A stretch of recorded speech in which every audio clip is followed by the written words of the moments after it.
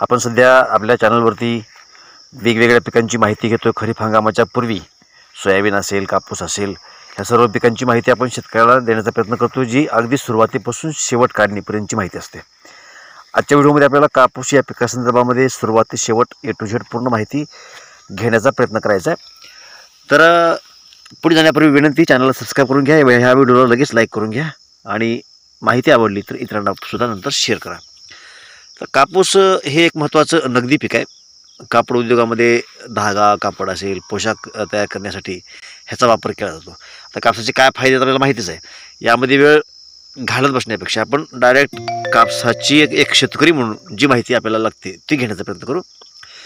तर कापसाची लागवड करण्यापूर्वी आपण मातीचं परीक्षण करून घेणं महत्त्वाचं आहे. आणि लागवडीच्या पूर्वी 1 महिन्यानं आधी आपण जर माती परीक्षण करून घेतलं तर जर आपल्याला निश्चित फायदा होतो. तर मातीचा नमुना घेते वेळेस व्ही आकाराचा खड्डा जमिनीमध्ये करायचा आणि त्यातली माती घ्यायची आणि एकरभर जमिनीतून 15 ते 18 ठिकाणचा नमुना घ्यायचा आणि तो पूर्ण नमुना एकत्रित करायचा आणि त्यातला एक ओंजळभर नमुना आपण बाजूला घ्यायचा आणि तो परीक्षणासाठी पाठवायचा. ही माती परीक्षणासाठीची पद्धत झाली. आता यामध्ये जे काही शिफारशी असतात त्यामध्ये आपल्याला अन्नद्रव्य किती कापसाला लागतात आणि आपल्या जमिनीत किती आहेत आणि काय कमी पडलेली आपण कशी द्यायची, ह्या सर्व गोष्टींची त्यामध्ये माहिती आपल्याला दिली जाते. म्हणजे पीएच कळतो, पोषक घटक कळतात, सूक्ष्म पोषक घटक कळतात, म्हणजे झिंक असेल, सल्फर असेल, बोरॉन असेल, मॅग्नीज असेल किंवा मग सेंद्रिय पदार्थ जमिनीत किती आहेत ते कळतात, सूक्ष्मजीव किती आहेत कळतात. ह्या सर्व गोष्टींची माहिती आपल्याला होते. त्या अनुषंगानं पुढे आपल्याला पीक उत्पादनामध्ये काय काय करणं आवश्यक आहे ते कळू शकतं. म्हणून माती परीक्षण करणं महत्त्वाचं आहे. त्यानंतर शेत तयार करणे. आता कापसाचं पीक रेताड, क्षारयुक्त आणि पाण्याचा निचरा न होऊ शकणाऱ्या जमिनीमध्ये घेऊ नये. जर आपल्याकडे 30 जमीन असेल तर घ्यायला हरकत नसते, परंतु त्या ठिकाणी उत्पादन कमी येईल. कापसासाठी ॲक्युरेट जमीन कशी लागते आपण ते पाहतोय. पावसाच्या दरम्यान पाण्याचा योग्य निचरा होणे आवश्यक असतं. जमिनीची खोलवर नांगरणी करावी जेणेकरून माती भुसभुशीत होईल आणि बारमाही उगवणारे तण नष्ट होईल. पाते असलेले अवजार किंवा मग ढेकळं फोडण्याचं वगैरे जे काय असेल त्याला पूर्ण मशागत करून घेऊन आपण जमीन पाळ्या वगैरे मारून तयार ठेवायला पाहिजे. त्यानंतर जो आपण बेसल डोस देतो, बेसल डोसमध्ये एक 5 टनापर्यंतचं शेणखत आपण जमिनीमध्ये टाकावं. त्यानंतर निंबोळी, त्यामध्ये एक 5 किलो निंबोळी टाकावी. त्यानंतर ॲझोफॉस 1 किलो किंवा आणि ॲझोस्पिरिलम 1 किलो प्रति एकरला टाकावं. हे मातीतील सेंद्रिय घटक वाढवण्यासाठी मदत करतं. आता हे टाकलं तर उत्तम होतं. त्या अनुषंगानं आपण ही माहिती सांगितली. आता बेड तयार जी करतो आपण कापूस लागवडीसाठी, त्यासाठी जमीन आणि वाणाच्या आधारावरती आपण वाफे किंवा सरी, वरंबा, आता लागवडीच्या अनेक पद्धती आहेत. त्या सर्व पद्धती आपल्याला आता इथं पाहणं शक्य नाही, परंतु एक सर्वसामान्यपणे जे काही आपण कापसामधलं अंतर ठेवतो ते बागायती कापसासाठी आपण सरीमधलं अंतर 90 सेंटीमीटरपर्यंत आणि रोपामधलं अंतर 60 सेंटीमीटरपर्यंत ठेवलं पाहिजे. आणि बागायतीसाठी सरीमधील अंतर 90 सेंटीमीटर आणि रोपातील अंतर 45 सेंटीमीटर ठेवलं पाहिजे. आता ह्याच्यापेक्षा आणखीन काही वेगळ्या पद्धतीने आपण कापूस लावणार असतो तर आपण त्या पद्धतीने सुद्धा लावून घेऊ शकतो.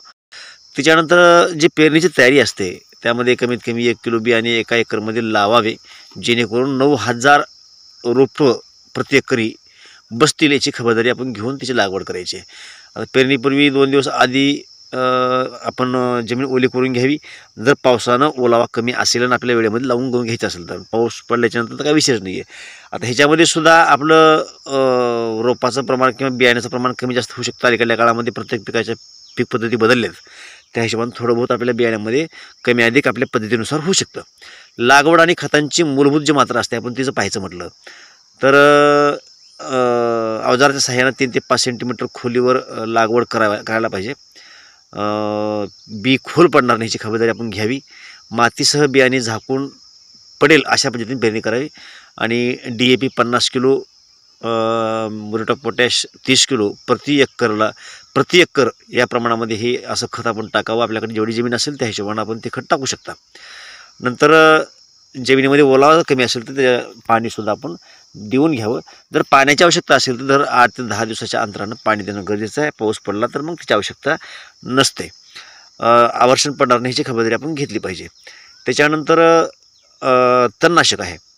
तर पूर्वतणनाशक जे असतं त्याच्यामध्ये पेंटामिथिलॉन 30% EC ह्याचा 200 लिटर पाण्यामधून आपण वापर करू शकता, ज्याच्यामुळं तणाचं नियंत्रण आपल्याला कापसामधलं होऊन जाईल आणि तण वाढल्यामुळं जी कापसाचं अन्नद्रव्य कमी पडणार आहेत कापसाला, ती कमी न पडता मुबलक प्रमाणामध्ये अन्नद्रव्य कापसाला मिळतील आणि पिकाची वाढ जोमदार होईल. त्या अनुषंगानं तणाचं नियंत्रण करण्यासाठी उगवणपूर्व तणनाशक म्हणून आपण पेंटामिथिलिन 30% ECचा वापर करू शकतो. 2 लिटर पाण्यामध्ये पेंटामिथिलिन 1 लिटर या प्रमाणामध्ये. त्यानंतर जर कापूस पातळ झाला असेल तर ती पातळी कमी करण्यासाठी आपण बरेच लोक चुका भरून काढणे असं म्हणतात किंवा मग नांगे भरणे म्हणतात. तर काही असेल जिथं पातळ कापूस झाला असेल त्या ठिकाणी आपल्याला नवीन लावून घ्यायचं आहे. तर अशा रिकाम्या जागेमध्ये बिया लावा किंवा मग आपण जे उगवून ठेवलं असेल एखादी रोप तर ते त्या ठिकाणी लावून घेतलं पाहिजे. ते लागवडीच्या 8 ते 10 दिवसानंतर आपण ते काम करून घेतलं पाहिजे. झाडाची योग्य संख्या आपण शेतामध्ये ठेवण्यासाठी हे आवश्यक असतं. जर संख्या कमी झाली तर आपलं उत्पादन घटतं. जसं आता आपण हे काम 8 ते 10 दिवसाला केलं पाहिजे असं पाहिलं, तसं पूर्वतणनाशक जे आहे ती लागवडीनंतर लगेच 2-3 दिवसाच्या दरम्यान आपण ती तणनाशक मारून घेतलं पाहिजे. त्याच्यानंतर जे आपलं पुढलं काम असतं त्यामध्ये मातीचा ओलावा टिकून ठेवण्यासाठी आणि तणाचं नियंत्रण करण्यासाठी उथळ कोळपणी करणे, हात म्हणजे आदर कोळपणी करायची. यामुळं माती मोकळी होण्यास मदत होते आणि पाणी सहज जमिनीपर्यंत मुळापर्यंत पोहोचू शकतं, ज्यामुळे रोपाची चांगली वाढ होते. त्यामुळे ही कोळपणी करणं गरजेचं असतं. हवेच्या आदलाबदल सुद्धा त्यामुळे होत असते. सूक्ष्मजीवाची वाढ चांगली होते आणि सेंद्रिय पदार्थ कुजण्याची जी काही प्रक्रिया आहे ती सुद्धा चांगल्या प्रकारची होते. त्याच्यानंतर विरळणी. जर कापूस दाट झाला असेल तर विरळणीसुद्धा करणं आवश्यक असतं. त्यासाठी अतिरिक्त झालेली किंवा मग जी कमकुवत असतात अशी रोपं काढून टाकायची आणि एका ठिकाणी एकच रोप ठेवायचं. त्यासाठी ही विरळणीसुद्धा आपण करून घेतली पाहिजे. ती लागवडीनंतर 21 ते 25 दिवस या दरम्यान आपण ते करून घेणं आवश्यक आहे. आणि जी कोळपणी वगैरे असते ते आपण 15 ते 20 दिवसादरम्यान पहिली कोळपणी करून घेऊ शकतो. आता सूक्ष्म पोषक तत्वची जी काही फवारणी असते म्हणजे सूक्ष्म 19-19 वगैरे, तर आपण हे 1 एकरसाठी 100 लिटर पाण्यामध्ये आपण 1 किलो 19-19-19 ज्यामध्ये NPK असतं त्याची फवारणी करून घ्यायला पाहिजे. यामुळे पिकांना आवश्यक पोषक तत्व मिळतात आणि चांगल्या वाढीस मदत होते. त्या पिकाची जोमदार वाढ होत असते.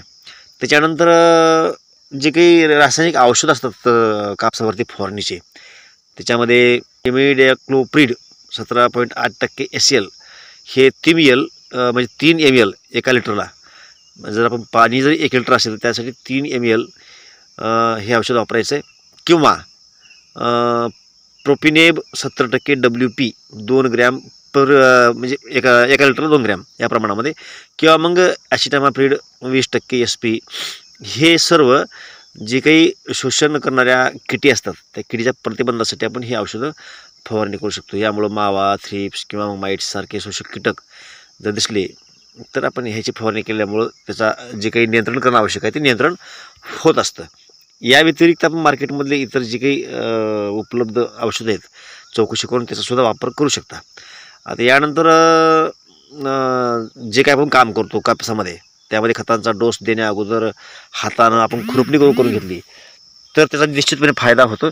एकतर खताचा डोस दिल्याच्यानंतर खतं पिकापेक्षा फास्ट तण खातात आणि आपण जे काही खत टाकतो त्यातलं बरंच वेस्टेज जातं. त्यामुळे जर आधी खुरपणी करून घेतली तर ते दिलेलं खत आपल्या पिकाला योग्य वेळेमध्ये आणि योग्य प्रमाणामध्ये मिळत असतं.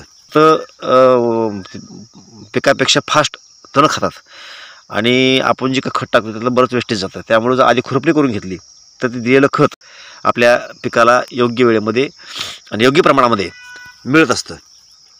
त्यानंतर जे आपले खताची मात्रा असते तिचं पाहिजे म्हटलं तर एका एकरसाठी 45 किलो युरिया जमिनीमध्ये म्हणजे पुरेसा ओलावा असेल अशा अवस्थेमध्ये द्यायचा. जर आपण आता पण बेसल डोसचा वापर केला नसेल तर त्याची चांगली वाढ होण्यासाठी 50 किलोग्रॅम डाय अमोनियम फॉस्फेट म्हणजेच DAP, 30 kilogram muriate of potash 25 kilogram हे प्रति एकरला द्यायला पाहिजे. त्यामुळे पिकाची वाढ चांगली होत असते. आता हे जी खताची मात्रा द्यायची आहे ती आपण 35 ते 40 दिवसाच्या दरम्यान म्हणजे लागवड केली त्याच्यानंतर 35 ते 40 दिवसाच्या दरम्यान आपण ही खताची जी काय मात्रा आहे आपण देणं गरजेचं असतं. त्याच्यानंतर आणखी एक फवारणी महागली पाहिली ती पहिली फवारणी झाली. आता पुढली फवारणी जी आपण 45 ते 50 दिवसाच्या दरम्यान करतो त्या फवारणीमध्ये इमिडाक्लोप्रिड 17.8% SL हे 1 ml प्रति लिटर पाण्यामध्ये फवारायचे. त्यासोबत प्लस प्रोपिनेब 70% WP 2 ग्रॅम प्रति litre plus humic acid 2 ml प्रति लिटर आणि सोबत 19-19-19 3 ग्रॅम प्रति लिटर या प्रमाणामध्ये आज आपण फवारणी केली तर त्याचा निश्चितपणे आपल्या झाडाला फायदा होतो, झाडाचा विकास होतो आणि फुलांच्या वाढीमध्ये सुद्धा मदत होत असते. त्याच्याबरोबरीनं आता ही जी फवारणी आपण केव्हा करतो 45 ते 50 दिवसादरम्यान किंवा त्यावेळेला केली पाहिजे. त्यानंतर आता अंतर्मशागत असेल किंवा सूक्ष्म पोषक तत्वांची फवारणी असेल तीसुद्धा आपण मातीत ओलावा टिकून ठेवण्यासाठी आणि तण नियंत्रण ठेवण्यासाठी ते आवश्यक असते. आणि त्याचबरोबर उथळ कोळपणी करून माती मोकळी केल्यामुळं जी काय पाणी आहे ती मुळापर्यंत सहज पोहोचतं.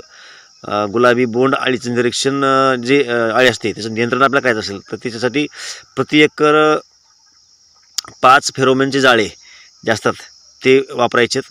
त्यानंतर प्रादुर्भाव टाळण्यासाठी क्लोरोमॅक्पॅट क्लोराईड 50% SL 1 ml प्रति 4 लिटर पाण्यामध्ये त्या चहूबाजूने त्याला फवारायचं, रानाच्या चारी बाजूने त्याला फवारून घ्यायचं आहे.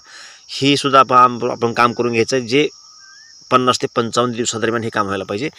त्यानंतर आपण खताची जी काही दुसरी मात्रा असते ती खताची दुसरी मात्रा 55 ते 60 दिवसादरम्यान देऊ शकतो, ज्यामध्ये 45 kilo urea, 10 kilo muriate of potash झाडापासून 3 ते 5 सेंटीमीटर अंतरावरती ते टाकायचं आहे.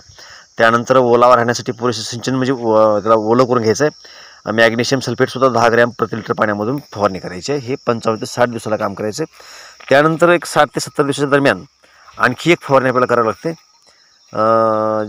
ज्यामध्ये थायमिथॉक्झाम 25% WG 1 ग्रॅम प्रति 1 लिटर पाण्यामध्ये प्लस बोरॉन 15% 1 ग्रॅम प्रति 1 लिटर पाण्यामधून प्लस प्रोपिनेब 17% WP 2 ग्रॅम प्रति 1 लिटर पाण्यात बोंड अळीच्या नियंत्रणासाठी आपण ही औषध फवारणी केली पाहिजे.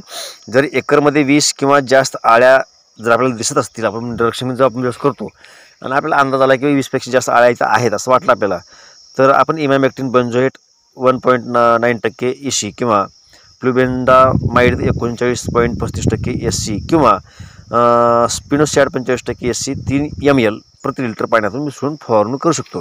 किंवा मग यापेक्षा आणखीन मार्केटमध्ये अनेक बरेच चांगले औषधं आले तीसुद्धा आपण त्या वेळेला फवारणी करून घ्यायची आहेत. परंतु ती फवारणी आपल्याला 60 ते 70 दिवसामध्ये करून घ्यायची, एवढं लक्षात ठेवणं गरजेचं आहे. त्यानंतर आणखी काही खत सूक्ष्म अन्नद्रव्ये पुरवठा होऊ शकतील अशी जी काही खतं असतात तीसुद्धा आपण देणं गरजेचं आहे, जी आपण 70 ते 80 दिवसादरम्यान दिली पाहिजेत. NPK म्हणजे 05234 500 ग्रॅम प्लस हे सूक्ष्म पोषक घटक असतात असं खत जे मिळतं आपल्याला ते सुद्धा 500 ग्रॅम 100 लिटर पाण्यामधून प्रति एकरला आपण जर फवारणी केली तर त्यामुळं निश्चितपणे आपल्या पिकाच्या वाढीमध्ये समाधानकारक अशी वाढ होत असते. त्यानंतर त्याच्या पुढलं जे काम असतं कापसामधलं, तर पिकामध्ये कपाशीला बोंडे तयार होताना रोपाच्या आजूबाजूची माती एकत्र करून खोडाजवळ त्याची भर टाकली पाहिजे. म्हणजेच वरंबा काढून त्या ठिकाणी सरी बनवा आणि सरीच्या ठिकाणी वरंबा बनवा. त्यामुळे जोराचा वारा किंवा जास्तीच्या पाण्यामुळं पिकाचं संरक्षण होतं, झाड असं जे काय आडवं पडतं ते पडत नाही. ही सुद्धा आपण काम करून घेतलं पाहिजे. त्यानंतर आता खताची तिसरी मात्रा आहे, ती तिसरी मात्रा आपण 85 ते 90 दिवस या दरम्यान, लागवडीच्या नंतर 85 ते 90 दिवस या दरम्यान आपण देऊ शकतो, ज्यामध्ये 40 kilo urea, 10 kilo muriate of potash झाडापासून 3 ते 5 सेंटीमीटर अंतरावर आपण ते दिलं पाहिजे. त्यावेळेला जमिनीमध्ये ओलावा असणं गरजेचं आहे किंवा मग ओलावा करून घेणंसुद्धा गरजेचं आहे. त्याच्यानंतर आणखी एक फवारणी आपण केली पाहिजे जी 90 ते 95 दिवसाच्या दरम्यान करणं गरजेचं आहे. Streptomycin sulphate 9% plus tetracycline hydrochloride 1% SP 3 gram प्रति लिटर पाण्यासह कॉपर ऑक्सिक्लोराईड 50% WP 2 ग्रॅम प्रति लिटर पाण्यासोबत ह्याची फवारणी केली पाहिजे. आता हे जे औषधं आहेत म्हणजे 90 ते 95 दिवसादरम्यान आपल्याला फवारणी करायची, एवढं लक्षात ठेवा. औषधामध्ये तुम्ही तुमच्या परिणाम आपापल्या मार्केटमध्ये जे उपलब्ध असतील किंवा आपल्याला चांगली वाटतील औषधं जरी फवारली तर चालतात, पण तो त्या वेळेमध्ये फवारण्या होणं गरजेचं आहे. एवढी गोष्ट मात्र आपण निश्चितपणे लक्षामध्ये ठेवायची. त्याच्यानंतर आसपास 120 ते 130 दिवसाच्या दरम्यान जे आपण काम करतो ते मोठमोठं जे काही तण असतं आपल्या शेतामधलं ते तण उपसून काढायचं आहे आणि ते शेताबाहेर काढून टाकायचं आहे. ते सुद्धा काम महत्त्वाचं आहे, ते सुद्धा करून घेणं गरजेचं आहे. आपल्याला पुढे काढणी करते वेळेस त्याचा त्रास होत नाही. आणि त्याच्यानंतर 130 ते 140 दिवसाच्या दरम्यान आपल्याला आणखी एक फवारणी करावी लागते, जी कीटक आणि रोग प्रतिबंधक अशी असते, ज्यामध्ये आपण प्रोनिल 5% SC, 5% 1.5 ml प्रति लिटर पाण्यातून फवारली पाहिजे. त्यासोबत फासेटाईल 80% WP 1 ग्रॅम प्रति लिटर पाण्यामधून मिसळून ते फवारलं पाहिजे. किंवा त्या वेळेला आपल्याला जे काही आपल्या मार्केटमध्ये आपल्या जवळच्या तज्ञ लोकांच्या सल्ल्यानुसार जे औषध आवश्यक वाटेल आपण ती सुद्धा फवारून घेऊ शकता. पण 130 ते 40 दिवसादरम्यान आपण ती एक फवारणी करून घेणं गरजेचं असतं चांगल्या उत्पादनासाठी. आता 170 ते 180 दिवसाच्या दरम्यान आपण पहिली वेचणी करून घेत असतो किंवा घ्यायला पाहिजे. आपल्या पिकाची पहिली वेचणी घेण्याची वेळ आली आहे आपल्याला जे कळतं तेव्हा चांगले वाळलेले बोंड आपण निवडायचे. प्रामुख्याने सकाळी वेचणी करावी, कारण आर्द्रतेमुळे वाळलेले पान आणि इतर कचरा त्यात येत नाही. उन्हाळ्यामध्ये काय होतं, पान वाळलेलं असतं आणि मग कापसाला लागून सगळी घामध्ये येत असते. त्यामुळे सकाळी जे केलं तर पानं थोडं ओलसर असतात आणि ती आपल्या कापसामध्ये मिसळत नाही. तर कापसाची जी काही दर्जा आहे तो दर्जा खराब होत नाही. स्वच्छ कापूस आपल्याला निवडता येतो. त्याच्यानंतर दुसरी वेचणी आपण 190 ते 200 दिवस ह्या दरम्यान करत असतो. ही सुद्धा वेचणी प्रामुख्याने सकाळीच करावी. त्याचबरोबरनं कापूस काळजीने निवडून घेतला पाहिजे. प्रथम स्वच्छ केलेला कापूस आपण नंतर काढून घेऊन तो व्यवस्थितपणे गोळा केला पाहिजे. आपण तिसरी वेचणी 210 ते 230 दिवसादरम्यान करून घेऊ शकतो. आणि मग ह्या सगळ्या वेचण्या झाल्याच्यानंतर जो काय आपण कापूस काढलेला आहे तो 3-4 दिवस उन्हात वाळवावा. वेचलेला कापूस शेतामध्ये ओल्या जागेवर ठेवू नये, त्यामुळे त्याची गुणवत्ता ढासळते किंवा ती खराब होतो. कोरड्या गोदामामध्ये त्याला साठवलं तर ते उत्तम. अजून विविध वाण जर आपल्याकडे असतील, वेगवेगळ्या क्वालिटीचे कापूस असतील तर ती शक्यतो वेगवेगळी आपण ती साठवणूक केली चांगली. आता त्याच्यानंतर मग आपण हे रान तयार झालं ते मार्केटला घेऊन जा, विक्री करून टाका आणि त्याचं जे काही पैसे येतील ते घ्या. तर कापसाचं असं जे नियोजन आहे ते आपण अशा पद्धतीने केलं तर आपल्याला चांगल्या प्रकारचं बेनिफिट आपल्याला निश्चितपणे होऊ शकतो. आता ही जी माहिती आपल्याला सांगितली या संदर्भात आपल्याला काय वाटतं निश्चितपणे कमेंटला कळवा. ही माहिती आवडली असेल व्हिडिओला लाईक करा, चॅनलला सुद्धा सबस्क्राईब करा. आणि आम्ही जी काही माहिती सांगतोय त्यामध्ये आणखीन काही सुधारणा होणं गरजेचं आहे असं आपल्याला वाटत असेल तर ती सुद्धा तुम्ही आम्हाला सुचवू शकता.